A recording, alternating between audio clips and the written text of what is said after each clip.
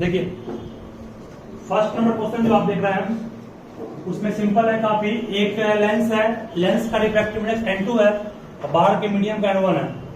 ये लेंस कौन लेंस है? ये लेंस कॉन्वेक्स लेंस है, ठीक है, ध्यान देना। इनमें से कह रहा है कि n1 n2 के बराबर है क्या? अगर n1 n2 के बराबर होता तो बेंडिंग ही नहीं होता। क्या मीडियम सेम होता ना? मीडियम सेम होता। n1 n2 से बड़ा है क्या? बड़ा होने का मतलब क्या होता?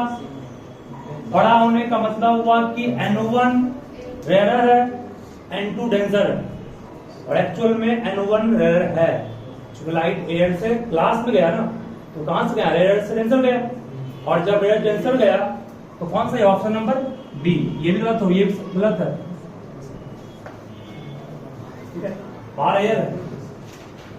क्वेश्चन नंबर 2 का मतलब था कि refractive index, absolute refractive index 1 से बड़ा क्यों होता है?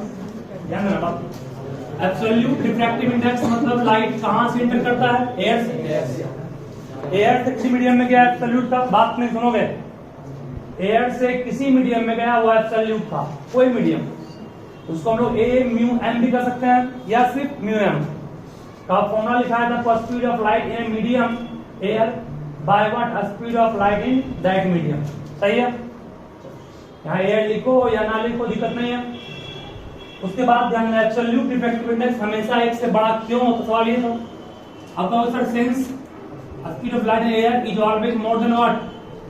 Speed of light in any medium. किसी भी लाइट का स्पीड एयर में सबसे अधिक होता है, एयर में बड़ा होगा। इससे जब नीचे आएगा ये वो क्या बनेगा? VA by VM is more than 1, और इसको क्या कहेंगे हम लोग? ऊपर देखो ओके, ठीक है। किसी भी एब्सोल्यूट रिफ्रैक्टिव इंडेक्स का मान 1 से बड़ा होगा। रिलेटिव का मान प्राय आपको 1 से कम भी हो सकता है, 1 से बड़ा हो सकता है, दोनों हो सकता है, और 1 भी हो सकता है, ठीक है। हालांकि एक तब होगा जब आपका मीडियम एक ही रहेगा, तो सेम रहेगा। तो एक को जब एक चीज आपको और सिखा रहे हैं, वो इंपॉर्टेंट है, पढ़ाए नहीं थे एक्स्ट्रा, वो मान लीजिएगा। कल आपको पढ़ाए थे 2 लेंस को आप कंबाइन कर रहे हैं, 2 लेंस को, इसका अगर पावर मान लो P1 है, इसका पावर P2 है, तो नेट पावर मैंने क्या कहा था? P1 plus P2 plus dot dot dot कहा था। इसका फोकल लेंथ अगर F1 है, इसका फोकल लेंथ अगर F2 है, तो नेट फोकल लेंथ हमने क्या कहा था? Net focal length F1 by F1 plus 1 by F2 plus जितना जोड़ेंगे उसको। और एक है नेट मैग्निफिकेशन, मतलब दोनों लेंस कंबाइंड किए ना, तो उसके बाद कंबाइंड करने के बाद जो बना मैग्निफिकेशन, वो नेट मैग्निफिकेशन का फॉर्मूला है M1 इंटू M2 इंटू जितना रहेगा सब गुना कर दें, ठीक है। तो ध्यान रखोगे, ऑब्जेक्टिव क्वेश्चन आप पूछ सकता है। लेंस 1 का दिया मैग्निफिकेशन आपके पास, लेंस 2 का दिया हुआ है, तो कंबाइंड लेंस का क्या होगा मैग्निफिकेशन? M1 इंटू M2 कर देंगे, 3 लेंस रहेगा, गुना कर देंगे, ठीक है। मतलब ये तीनों को याद रखिएगा, पावर के रूप में भी, फोकल लेंथ के रूप में भी, और मैग्निफिकेशन के रूप में, ठीक है, याद रहेगा ना। पावर, फोकल लेंथ और मैग्निफिकेशन तीनों के एस्पेक्ट में आप इस तीनों के फॉर्मूला को ध्यान रखिएगा। पावर में जस्ट लाइक ए रेसिस्टेंस की तरह है in series, focal length just like resistance in parallel की तरह है, ठीक है। नहीं पैरेलल में 1/r इक्वल 1/1 1/2 कर देते हैं, ऐसे कर लेंगे इसको। चलिए ये क्वेश्चन 3 तो हो गया। चौथा क्वेश्चन कुछ दिन पहले भी हम लोग किए, याद होगा आप लोग को। रिफ्रैक्टिव इंडेक्स निकालना है बी का with respect to A. Snell's law लगाएंगे, एंगल बनाएंगे स्नेल्स लॉ। स्नेल्स लॉ प्राय का आपको याद भी नहीं है? साइन आई बाय कितना? Sine r 1 mu 2। ए से भी, यानी ए था ये बी था ना, आई के रूप में काम कौन कर रहा है? इंसिडेंट रे नॉर्मल के साथ बना आई, स्टार हो गया। आर में काम कौन कर रहा है? सॉल्व कर लेंगे। sin 60 √3/2 sin 40 काट लेंगे, जो आएगा आंसर जाएगा। आज क्लास बंद करो तुम लोग, क्लास टाइम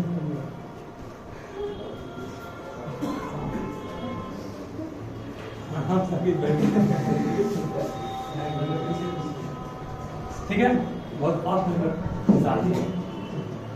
क्वेश्चन नंबर 5 ध्यान देना। Refractive index is greater for, refractive index अधिक होगा याद करो प्राइम रिफ्रैक्टिव इंडेक्स तो इसका सीक्वेंस था, भूल गए होगे 1 μ2, तो सबसे पहले तोड़ेंगे आप μ2 μ1। ये कब करते हैं? रिलेटिव को एब्सोल्यूट बनाने के लिए। नहीं हो गया? रिलेटिव को एब्सोल्यूट बनाने के लिए कर दी, ऊपर कुछ नहीं है ना, यहाँ भी है। फिर क्या था v1/v2, सही था। और फिर क्या था? लैम्डा 1/, ठीक है। इसी को आप याद रखिए, सारा ऑब्जेक्टिव क्वेश्चन पर बेस्ड इसी बन जाएगा, ठीक है। अगर सिर्फ पूछेगा आपसे हम रिफ्रैक्टिव इंडेक्स और लैम्डा के बीच क्या रिलेशन है, इनवर्स का है, ऐसे सामने आप क्या है, रिफ्रैक्टिव इंडेक्स है और इसका लैम्डा यहाँ है ना, तो इनवर्स है कि नहीं है? इसको मत रखिए, रिलेटिव लिखने का तरीका ये तो है, ई लिखने का तरीका है ना, ये मेन है। रिफ्रैक्टिव इंडेक्स एब्सोल्यूट, लैम्डा के इनवर्सली है। तो रिफ्रैक्टिव इंडेक्स ग्रेटर किसके लिए होगा? इसका लैम्डा कम हो। लैम्डा कम किसका होगा? लैम्डा कम मींस वेवलेंथ कम किसका होगा? फ्रीक्वेंसी पर डिपेंड ही नहीं करता प्राइस, है ना। चलो आराम से इसको भी बस रिफ्रेश खाली कर रहे हैं आप लोग को। 6 नंबर क्वेश्चन भी सेम है।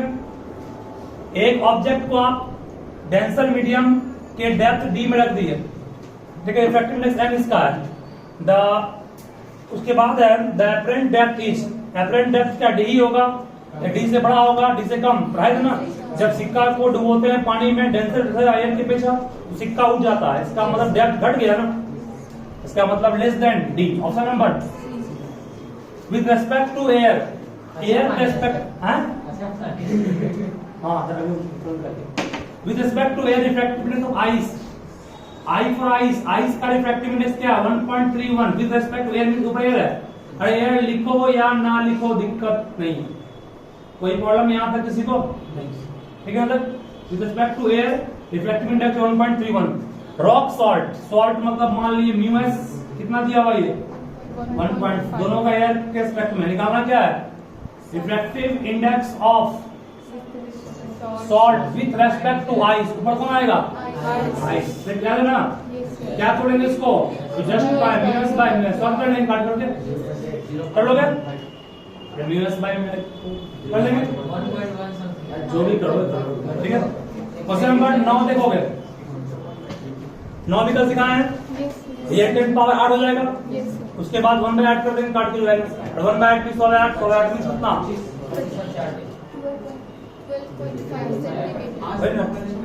कर लो, सुनो।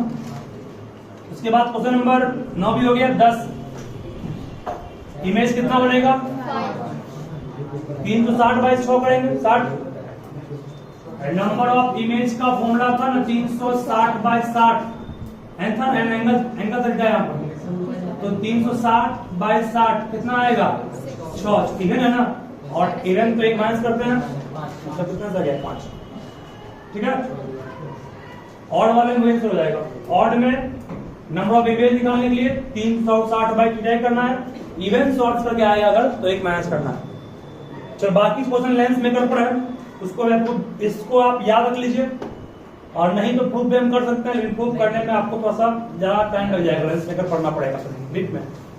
देखो इसमें अगर ऐसे काटोगे बीच से, इसे कहते हैं हम लोग हैं लॉन्गिट्यूडनल कट, एक बार ट्रांसवर्स कट, एक लॉन्गिट्यूडनल, ये है लॉन्गिट्यूडनल कट और ये हो गया ट्रांसवर्स कट, ठीक है। Longitudinal cut, transverse cut. Longitudinal cut जो होता है उसमें फोकल लेंथ दुगना हो जाता है, इसका एफ है तो कितना हो जाएगा? 2f, ठीक है। और ट्रांसवर्स कट में जो था वही रहता है, याद रखिए। ट्रांसवर्स कट ऐसे कट के बराबर है, ठीक है, ना बराबर है ये। ऐसे कट के तो 2 भाग, इधर एक इधर 2 भाग बढ़ 2f कर दिए उसके, याद है ना, ठीक है। चलिए अब लेंस मेकर का जान लीजिए। साथ में क्या था जी? ऑफ पड़ गया।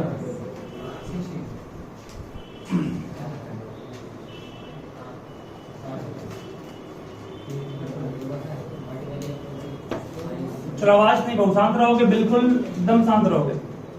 क्वेश्चन नंबर 7 भी काफी आसान, निकालना है थीटा। प्राय थे सेंटर ऑफ कर्वेचर जो पास करता हो क्या नॉर्मल होता है, ये नॉर्मल है, ये इंसिडेंट है, रिफ्लेक्टेड रे कौन होगा? फोकस से पास करेगा ना, मतलब एक्चुअल में रिफ्लेक्टेड ये है ना, ये 30 है, शांत रहोगा वो, ये 30 है तो ये भी कितना होगा 30, ये इंसिडेंट रे रिफ्लेक्टेड है ना, ये 30 तो ये भी कितना होगा 30, थीटा का मान कितना होगा, कर लेंगे नाम से सुधी काम पहले किए थे, नहीं काम किए तो लेंस मेकर को थोड़ा जान लो क्या होता है, ये बताएगा आपको क्यों लेंस आपका डिपेंड करता है नेचर ऑफ मीडियम जिसमें उसको रखे हैं, वो भी आपको पहले हम सवाल याद को पढ़ाए थे, कभी मिरर को डालते हैं पानी में तो उसका फोकल लेंथ चेंज नहीं करता है, बट लेंस को डालते हैं मीडियम में चेंज करता है, क्यों, वो लेंस मेकर से आपका स्पष्ट रूप से हो जाए क्लियर। समझा देते हैं इसको, सिंपल है। लेंस मेकर फॉर्मूला काफी आसान है। मान लो कि ये कन्वेक्स, आवाज नहीं, ये कन्वेक्स लेंस है, इस कन्वेक्स लेंस का दो सरफेस कर्व, एक सरफेस ये कर्व है, इस कर्व सरफेस का सेंटर ही होगा, ये क्या है रेडियस कर्वेचर ना, इस सरफेस का रेडियस ऑफ कर्वेचर को हमने R1 कह दिया, और इस सरफेस का भी होगा R1, इसका रेडियस क्या मान लिए R2, दोनों सरफेस जो मिल करके बाउंड किया और लेंस को बनाया है उसका radius of curvature R1 R2 मान लिए, ठीक है। इसके बाहर हवा ही हवा है, इसके रिफ्रैक्टिव इंडेक्स को हम लोग मान लिए μ1, और अंदर जो रिफ्रैक्टिव इंडेक्स है वो क्या मान लिए v2, ठीक है।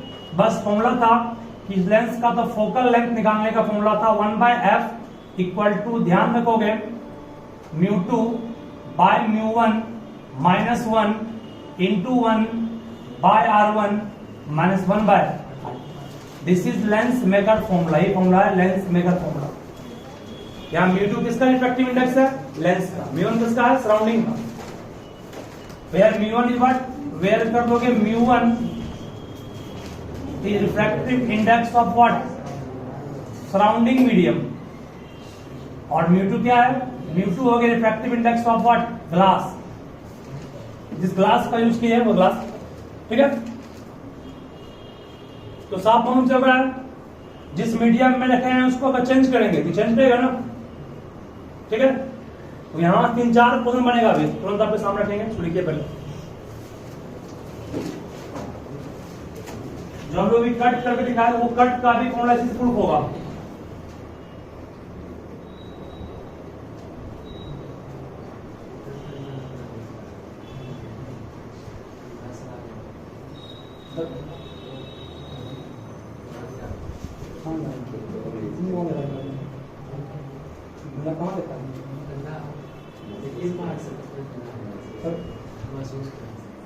महसूस करता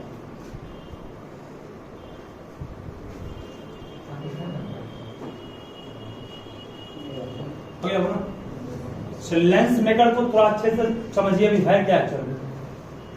अभी हम क्लास 12 का बुक को खोले थे, वही तो मालूम चला हमको, वो M1 M2 लिखा है ना, उसी बुक से क्या था वो लोग अभी शुरू किए हैं, कल ही शुरू किए हैं। ये पूरा बुक ऑप्टिक्स पढ़ा है, ये पूरा बुक जो तुम लोग पढ़े ना ऑप्टिक्स में, तुम लोग खत्म हो गया ऑप्टिक्स, इसका ऑप्टिक्स शुरू हुआ है, इतना पूरा बुक पढ़ा ऑप्टिक्स में। ये ऑप्टिक्स है, एक बुक और है कम होता है, और उतना इलेक्ट्रोस्टेट तुम लोग पढ़े, करंट पढ़े ना, करंट मैग्नेटिक फील्ड, उसमें पूरा उसी में वही है, 2 पार्ट उसमें बढ़ गया। चलिए, जितना तुम लोग पढ़ा उसको 2 दिन में खत्म किया सिस्टम, तुम लोग इतना दिन पढ़ाई था ना, 2 दिन में पूरा खत्म कर किए उसको, कल आगे बढ़ेंगे तो बंद था हम लोग कल। चलिए आगे बढ़ते हैं, बात नहीं तो उसका मतलब सुन क्या हुआ। अगर तुमसे कोई पूछेगा कि आप इस ग्लास के चारों तरफ वैसा ही मीडियम रख दिए हैं जिससे ग्लास बना हुआ है, इसका मतलब हुआ कि μ1 किसके इक्वल हो गया, जब इक्वल हो गया तो इक्वल बाय इक्वल कट जाएगा, 1 1 minus 1 0 0 into something 0 1 by f 0 means f infinite, मतलब ये क्या बन जाएगा, प्लेन शीट, ठीक है, नहीं प्लेन शीट, क्योंकि प्लेन शीट का ही ना फोकल लेंथ होता है इनफाइनाइट। इसका मतलब if you put any lens in that medium whose refractive index is same of that lens, then this lens does not become what convex or concave, it acts as a plane sheet. ठीक है, याद रहेगा। अगर मान लो कि इसको ऐसे medium में रख दिए जिसका रिफ्रैक्टिव इंडेक्स μ2 से बड़ा है, ये फर्स्ट केस हो गया ना। सेकेंड केस में क्या हो गया, अगर μ1 बड़ा हो गया μ2 से, मतलब बाहर का मीडियम इससे अधिक डेंसर है, तो ये बड़ा हो गया, ये बड़ा हो गया ना, μ1 बड़ा है μ2 से, ये बड़ा ये छोटा, तो छोटा में बड़ा से भाग दोगे, रेस टू 1 से कम आएगा, 1 से कम में घटाओगे 1 को निगेटिव आएगा, मींस फोकल लेंथ नेगेटिव, इसका मतलब कन्वेक्स क्या बन जाएगा, कनकेव। इसका मतलब ऐसा पढ़ोगे तो क्या होगा, नेचर ऑफ लेंस क्या कर जाएगा, चेंज कर जाएगा, नहीं कर जाएगा, ठीक है। और तीसरा केस तो सब जानते हो, μ2 बड़ा होगा μ1 से, तो जो नेचर वही चल रहेगा, रिमेंस से, नेचर रिमेंस। यही 3 केस था। μ1 इक्वल टू μ2 का तो क्या होगा, कम होगा तो क्या होगा, अधिक होगा तो क्या होगा, ठीक है।